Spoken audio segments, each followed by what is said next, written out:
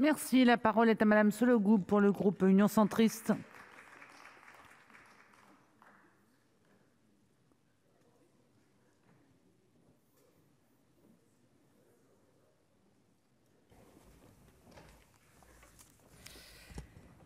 Madame la présidente, monsieur le ministre, mesdames, mes chers collègues, tant qu'on a essayé de combattre la peste avec des mots latins, elle a tranquillement dévoré l'humanité, a écrit Barjavel.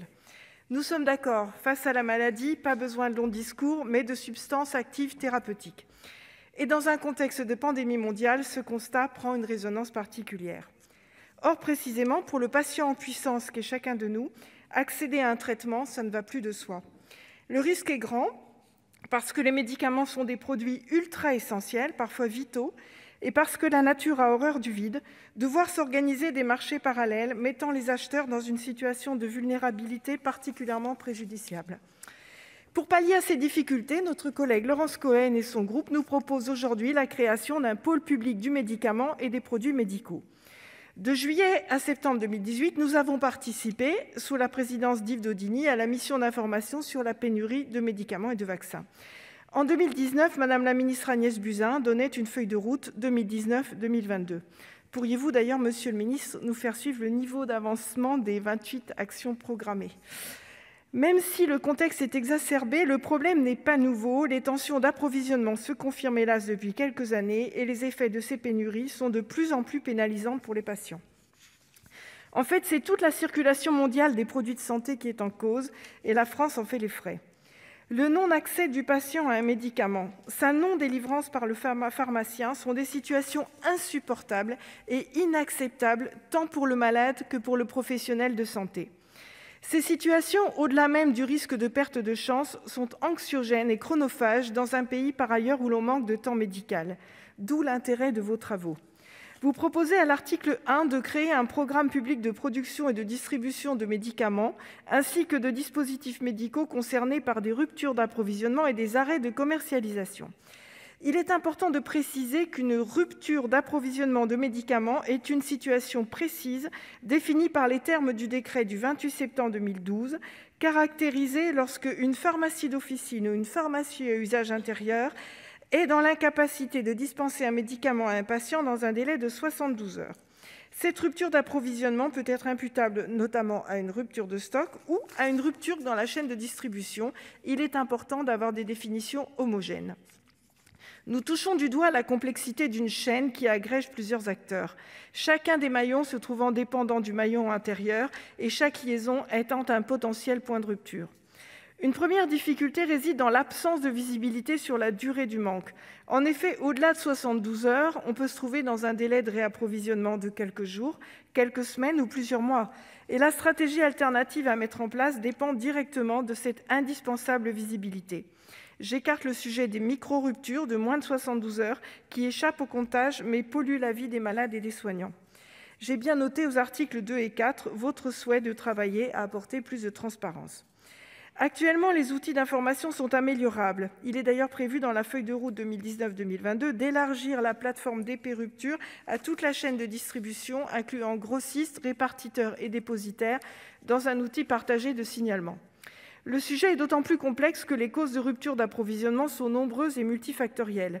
Des difficultés liées à la production, capacité de production insuffisante, retard de production, incapacité de production par exemple par manque de matières premières, responsable de 17% des ruptures, usines détruites, défaut de qualité des productions, responsable de 13% des défaillances de production, la mondialisation de la fabrication, par exemple une seule usine qui fabrique un produit pour tous les pays, et la mondialisation aussi de la demande, l'augmentation subite des ventes, dans le cas de recommandations d'utilisation par un pays ou de report d'un médicament sur l'autre. La libre circulation des biens et la distribution vers des pays à prix plus avantageux. Les évolutions aussi du marché du médicament, l'éclatement des différentes étapes de fabrication pour optimiser les coûts, des lignes de production programmées par période, la recherche d'une rentabilité à court terme qui a notamment conduit à travailler à flux tendu sans stock, et enfin le développement des marchés émergents. En cas de rupture d'approvisionnement, anticipée ou constatée, en France, qui fait quoi ?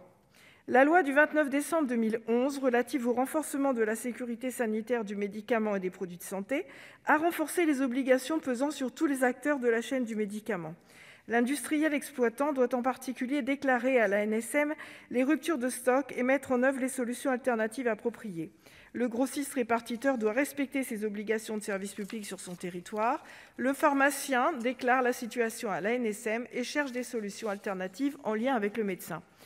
Le nœud du problème, viscéralement, c'est qu'une substance de guérison est un produit commercial, que le soin soit indissociablement soumis aux contraintes de la loi du marché. Vous proposez de sortir du marché, mais au moins partiellement. Est-ce possible et est-ce la solution ? En relisant nos débats et les auditions de 2018, avant même la crise sanitaire, et vous en faites d'ailleurs état vous-même, vous aviez déjà, chers collègues, l'idée d'un laboratoire public du médicament. Et voici la réponse que vous a fait une des sous-directrices de la Direction générale des soins.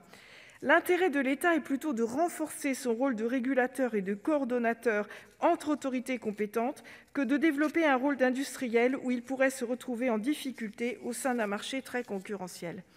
Vous avez mené un travail de fond considérable, mais je ne partage pas vos conclusions. En effet, un pôle public de production et de distribution de médicaments pourrait-il régler le problème de l'accès aux matières premières ? Si ce pôle concentre son activité sur la production de médicaments devenus non rentables, alors l'État supportera la charge financière d'une production à perte.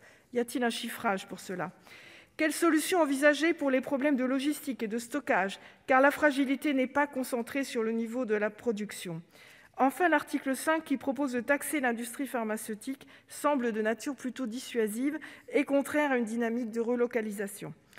Si l'intention de ce texte est louable et si nous partageons l'objectif d'accès aux médicaments en tout temps, en tout lieu et pour tous, il ne nous semble pas qu'il soit de nature à permettre d'éviter réellement les pénuries de médicaments. Face à des difficultés qui deviennent structurelles, peut-être faudrait-il plutôt envisager une réforme de la politique des prix du médicament, qui sont, au fil des PLFSS successifs, une variable d'ajustement, entraînant une fragmentation des processus industriels et des risques de rupture. Rendre possible aussi financièrement l'accès aux médicaments innovants, car il y a là aussi de nombreuses pertes de chances thérapeutiques. Ne serait-il pas pertinent de travailler à la constitution de stocks suffisants pour répondre aux besoins des usagers, tout en veillant à ne pas initier une tendance mondiale au stockage, ce qui assécherait la ressource et serait un nouveau facteur de pénurie ? Renforcer dans la loi et dans les faits les sanctions envers les laboratoires négligents dans l'approvisionnement du marché français. Travailler à des appels d'offres par segments spécialisés avec plusieurs attributaires. La réflexion doit se poursuivre. Parallèlement, il est prudent d'attendre et évaluer les effets de la feuille de route 2019-2022 actuellement en cours et mesurer l'impact des plans de gestion des pénuries initiés par la loi Santé 2016. Pour ces raisons, le groupe de l'Union centriste votera contre ce texte. Je vous remercie. Merci.